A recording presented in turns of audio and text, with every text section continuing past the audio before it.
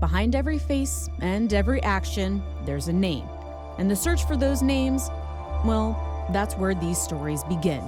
I'm Fox 4 senior reporter Caitlin Knapp, and I'm on a mission to get to know the names we know and perhaps find the ones we don't. Along with detectives working in the same communities you call home, we're all working to find answers and closure in these sunshine crimes. When you hear the details of this 2008 murder that happened just right over there, you'll think it's an open and shut case. There were a lot of witnesses, a ton of evidence, and even the name of a potential suspect. But it's not that simple. A Fort Myers cold case detective tells me that he needs just one more thing to arrest someone. May 6, 2008, Fort Myers.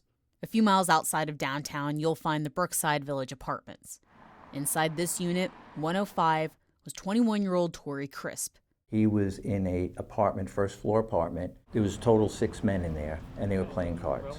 Out of nowhere, 2 men came barging in the back door wearing ski masks. Both guns were, according to our witnesses, in plastic bags, which I had never heard of before. Fort Myers Police cold case detective Richard Harrison believes the men didn't want to leave behind any shell casings.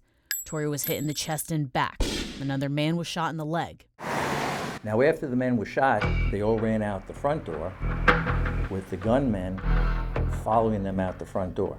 Torry and another man ran across the street through this field, not knowing where the gunmen were.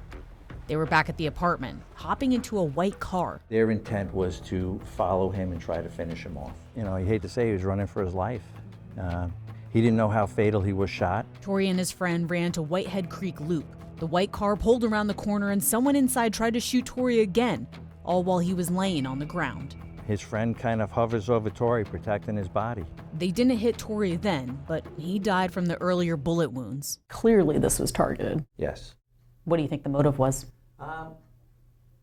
I believe it was payback for something that Torry may have done, may have been involved in. As for the white car, Harrison says it went past the now crowded apartment. Someone in the crowd took a shot at that white car. But the car took off. Detectives searched for it and tried to find any sort of evidence at the scene. She sees shoe prints. She, as in a forensics detective, found this shoe print near the back door. Maybe it's something, maybe it's nothing, but she took a picture just in case. 2 weeks later, a break.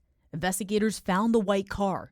In the car is a ski mask. In the car are a number of guns legally possessed by the driver of the car. Detectives also found 2 bullets. They had an idea who was in the car, but they needed more evidence. So they got the shoe print and compared it to the potential suspect's shoe. That person was in jail on an unrelated charge, so police had access to their property. So I found a shoe print expert. Not far, actually, right over the bridge at the Cape Coral Police Department. She looked at the crime scene photos of the shoe print. I gave her the shoes from Property Bureau, and she says it's the same size, sneaker, shoe, same style, model. Harrison had quite a bit of evidence. And remember, there were 5 people in that apartment, so someone must have seen something.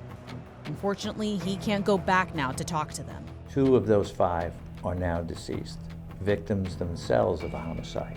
With fewer people to talk to, Harrison's job becomes much more difficult. But he says it also takes a community to solve a crime.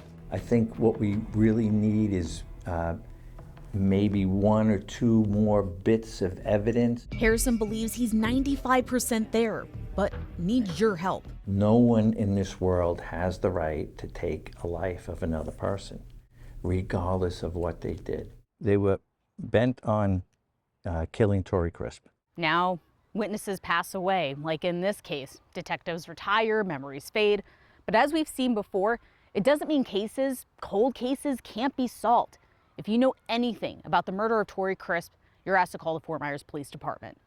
Reporting in Fort Myers, Caitlin Knapp, Fox 4.